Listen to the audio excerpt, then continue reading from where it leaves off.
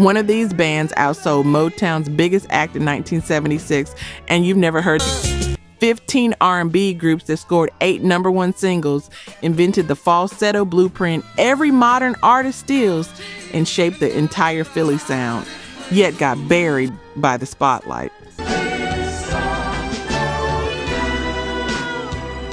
At number 7, a group topped both pop and R&B charts with a song featuring a spoken intro the label tried to delete. Say goodbye, pretty baby. Number 3 walked away from Motown and destroyed them in sales for 3 straight years.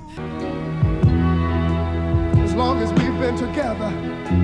And number 1 recorded their signature hit in one take because the studio was closing in 20 minutes. Used a reverb trick engineers still can't decode, won a Grammy, and never got household recognition. If you can name 10 before we reveal them, you're top 1%. The line that wasn't true and you passed them. Drop your guesses now because the math only makes sense when you see who controlled the machinery. Number 15, The Intruders. Philadelphia International Records wouldn't exist without this group, and almost no one remembers why. Formed in the mid-'60s, The Intruders became the first act to fully unlock Gamble and Huff's Philly soul formula. But you were young and didn't understand. Lush strings, rapping tight grooves, vocals that ached without breaking. The 1968 hit Cowboys to Girls climbed to #1 on the R&B charts and crossed into pop radio at a moment when crossing over meant everything.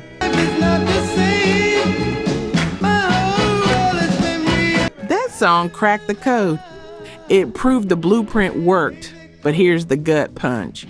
They pioneered a sound that would dominate the entire 70s and never reached household name status.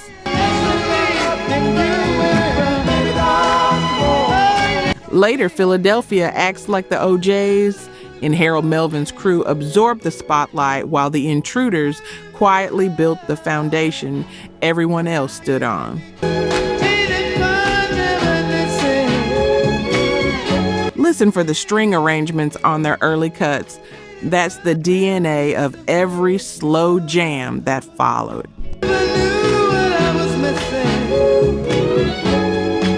Number 14, LT. R&B vinyl are actually subscribed.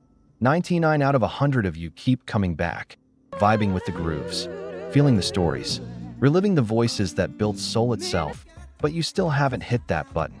Think about it. You've spent time here. Maybe even rediscovered a song that hit you right in the chest. And yet, you're walking away before the next track drops. Subscribing costs nothing, not a cent. But it means you'll never miss the moments that remind you who you were when that record first played. R&B vinyl isn't just music. It's memory, it's heritage. It's the pulse that still beats under everything we love. Don't just listen from the sidelines. Be part of the 1% who keep the soul alive. Hit subscribe, stay, groove, and keep the record spinning with us. Number 13, the Five Stairsteps. Before the Jackson 5 claimed the title, this Chicago group was called the First Family of Soul. Clarence Burke Sr. formed the group and put his children out front, a risky move that paid off in 1970 when Ooh Child hit.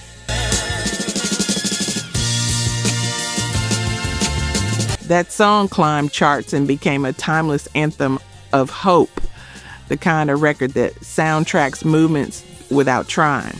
But here's what stings. They recorded several strong singles, even signed with Buddha Records, yet never sustained the momentum past that one breakthrough. Lineup changes scattered the focus, management challenges piled up, Motown acts dominated the competitive landscape and overshadowed them at every turn.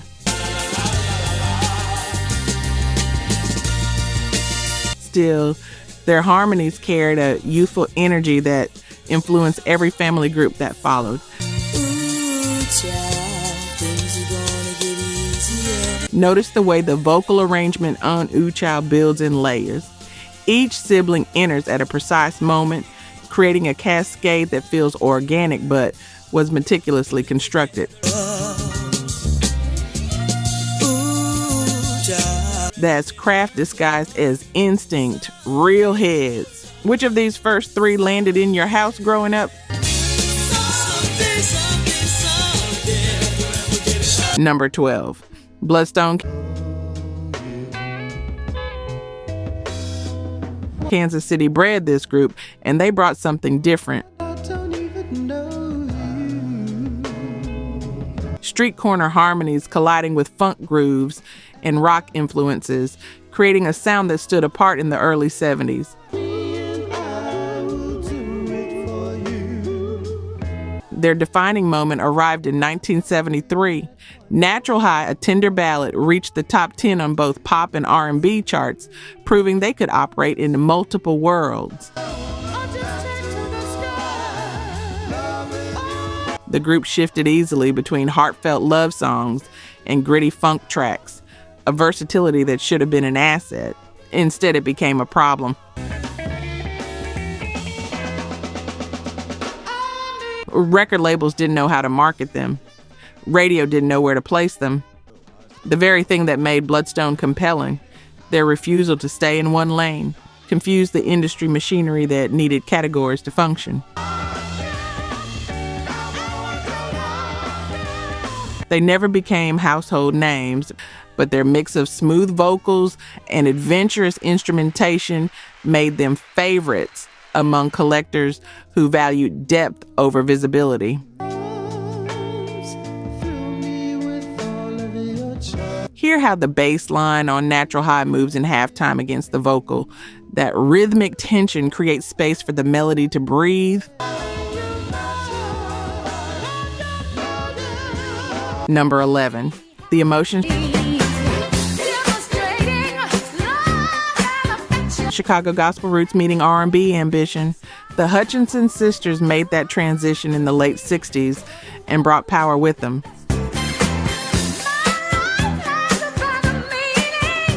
Their early work at Stax Records produced So I Can Love You, showcasing harmonies that could have carried a cathedral or a nightclub, but their biggest success came later.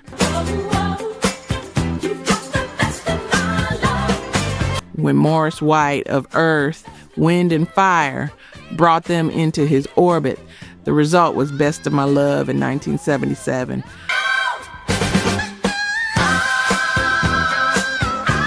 A Grammy-winning smash that blended disco rhythms with gospel-rooted vocals in a way that made both genres better.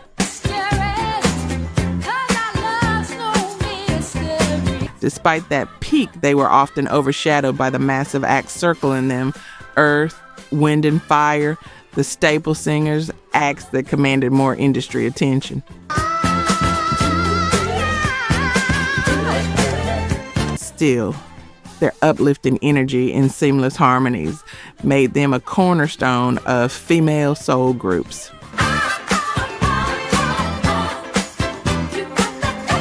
Right before the chorus on Best of My Love, catch the stacked vocal harmony. It's 3-part perfection, timed to lock with the kick drum, creating a rhythmic anchor that drives the entire song. Number 10, the main ingredient. Dig this. Now, Harlem-based late 60s attention, but it was Cuba Gooding Sr.'s arrival that changed everything for this trio. They cannot see a certain person could never be. Their biggest success came in 1972 with Everybody Plays the Fool, a soulful anthem of heartbreak that crossed over to pop audiences and became their signature. How can you help it when the music starts to play? The group balanced socially conscious tracks with tender ballads, proving range but despite charting several more singles, they never sustained superstar status. Well, before you do anything rash, part of their under-recognition came from being caught between Motown's dominance and the rise of funk-driven bands. plays a fool. They occupied a middle space that felt increasingly narrow as the decade progressed. Still, their smooth delivery and that one timeless hit left a lasting mark. Is swept away. Oh. The spoken word intro on Everybody Plays the Fool sets a conversational tone that makes the song feel like advice from a friend rather than performance. Listen, baby, they never tell you so. That intimacy was rare for the era and became a template others borrowed. Still with us? Drop the one song from this list you forgot existed.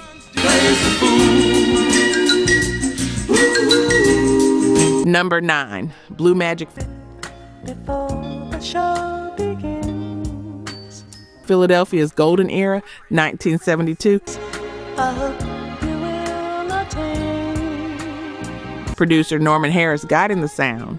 Blue Magic carved out a niche with lush ballads and falsetto-driven harmonies that turned every performance into theater. So let the sideshow begin. Their defining moment arrived with Sideshow in 1974, a song that became a top 5 pop hit and remains a slow dance staple decades later.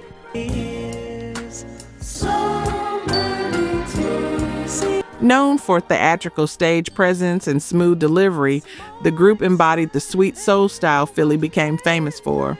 But here's the brutal reality. Sideshow begin. Hurry, hurry, step right up. Shifting musical trends and label struggles kept them from reaching the longevity peers like the Stylistics enjoyed. Step right up. Hurry, hurry. The industry moved toward funk and disco, and Blue Magic's elegant approach fell out of step with where radio was headed. Was the only love she ever had. Still, their catalog remains a treasure for soul enthusiasts who value craft over commercial survival. In all the land. So let the side. Notice the dynamics on Sideshow, the way the verses stay hushed and the chorus explodes with layered vocals creates a drama that justifies the song's title. Broken heart, you see that he is sad. Number 8, The Moments Later, Ray, Goodman, and Brown, When you call my name, New Jersey, late 60s, and this trio became one of the smoothest soul acts of their era. Their breakthrough came with Love on a Two-Way Street in 1970, a heartbreaking ballad that reached number 1 on R&B charts and crossed into the pop top 10. They perfected the quiet storm style years before anyone gave it that name, with silky harmonies and romantic themes that felt adult without being explicit.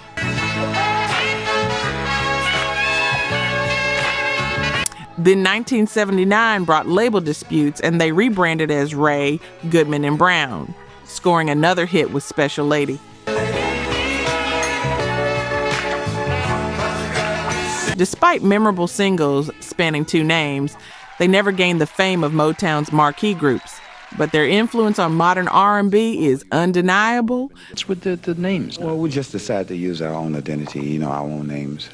Listen to any contemporary slow jam, and you'll hear echoes of their phrasing. Each other. Do you have a democratic society here? Do you vote on issues and whatnot?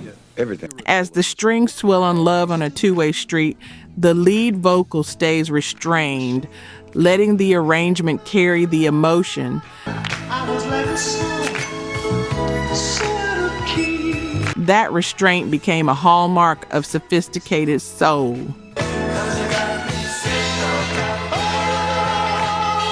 Number 7, The Manhattans. Please don't stop me till I'm through. Jersey City, early 60s. And this group built their reputation on rich harmonies and heartfelt ballads that didn't chase trends.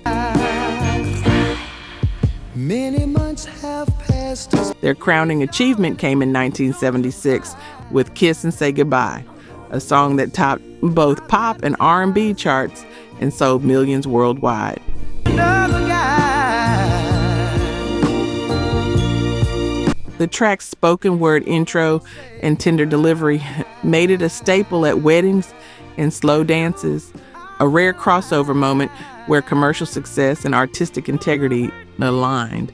Maybe you'll find another guy. They had other strong singles like There's No Me Without You, but they never matched that same commercial peak. Let's just kiss and Overshadowed by bigger label acts and changing musical tastes, the Manhattans often slipped from mainstream memory despite their timeless ballad remaining unforgettable. I'm gonna miss you, I can't lie. The spoken intro on Kiss and Say Goodbye was a studio gamble. The label wanted it cut,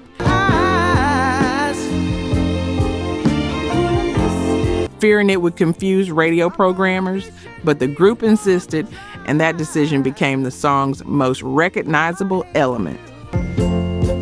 I just think this is the thing to do. From Jersey elegance to Detroit drama, the next group brought showmanship that turned concerts into events.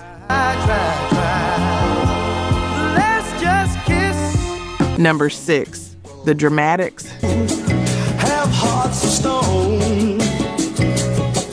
Detroit born but stacked. Number 5, The Chi-Lites. Chicago's vibrant soul scene produced this group, led by Eugene Recker's distinctive tenor that could break your heart in 3 notes. Their 1972 hit, Oh Girl, became a number 1 pop and R&B single, cementing their place in soul history with a song that balanced vulnerability and strength. Earlier, Have You Seen Her captured heartbreak with cinematic storytelling and lush arrangements that felt like short films condensed into 3 minutes.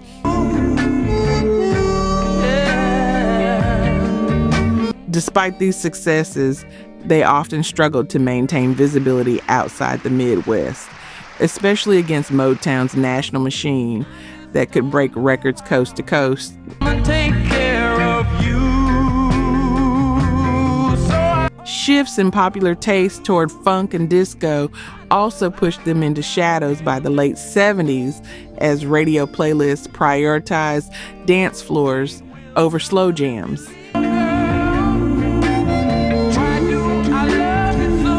Still, their heartfelt lyrics and smooth harmonies made the Chi-Lites one of the most enduring and relatable soul groups of the era.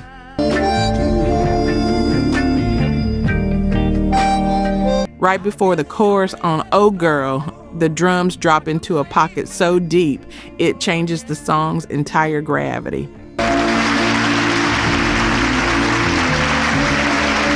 Number 4, Harold Melvin and the Blue Notes, Philadelphia. Early 70s soul movement. I ain't gonna do nothing to upset our happy home. And this group became one of the defining acts with Teddy Pendergrass fronting.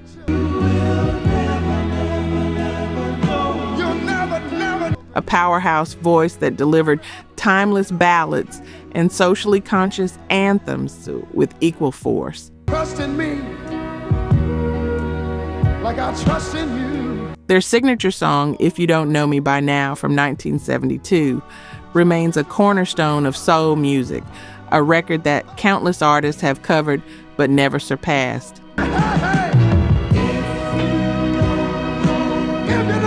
Other hits like Wake Up Everybody carried messages of unity and change, proving the group could move dance floors and minds simultaneously. Between right and wrong. Yet despite their influence, internal conflicts and constant lineup changes dim their long-term impact. We all got Overshadowed by both Motown giants and newer disco trends, they're remembered today as one of soul's greatest yet underrated groups. You should understand me. The tension between Harold Melvin and Teddy Pendergrass eventually split the group. But that same tension created a creative friction you can hear in every vocal. When we can't see eye to eye, oh! There's an edge, a barely contained power that makes even their ballads feel urgent.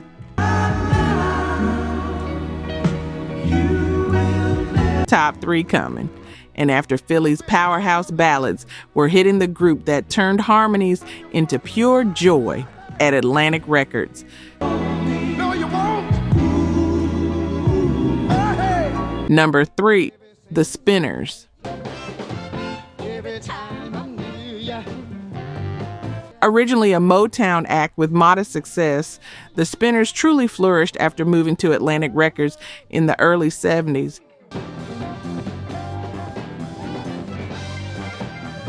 Teaming with producer Tom Bell, they perfected the Philadelphia soul sound, smooth harmonies, elegant strings, and infectious rhythms that made every song feel effortless.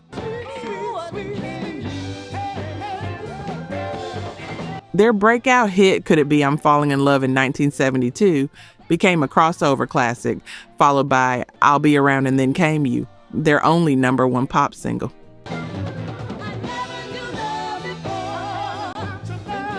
Despite their string of chart toppers, the Spinners often received less attention than Motown's marquee groups, caught in the shadow of acts the label prioritized for promotion and resources. Still, their polished, joyful sound made them a cornerstone of 70s R&B and then ensured their music remains beloved decades later.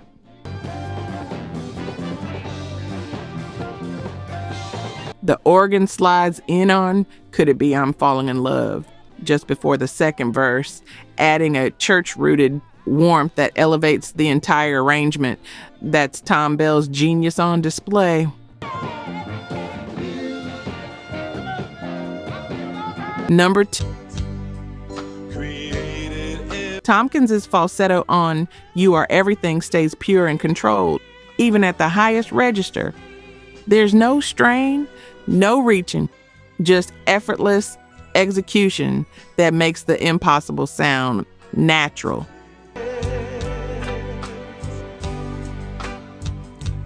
Number 1, the Delfonics.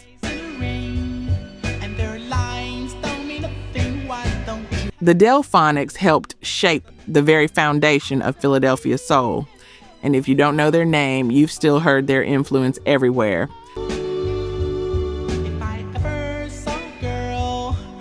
Led by William Hart's pure falsetto, the group delivered dreamy ballads with orchestral arrangements that defined late 60s and early 70s R&B.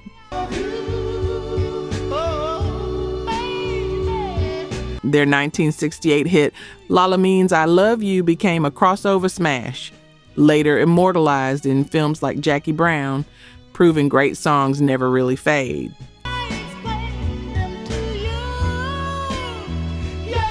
Other classics like Didn't I Blow Your Mind This Time earned them a Grammy and international acclaim, establishing them as architects of a sound that countless acts would borrow.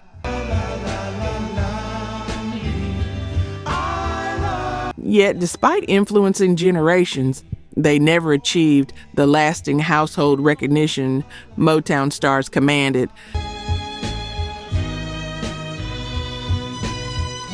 Their softer, more delicate style often overshadowed by louder trends and bigger marketing budgets. But their influence on modern R&B remains undeniable.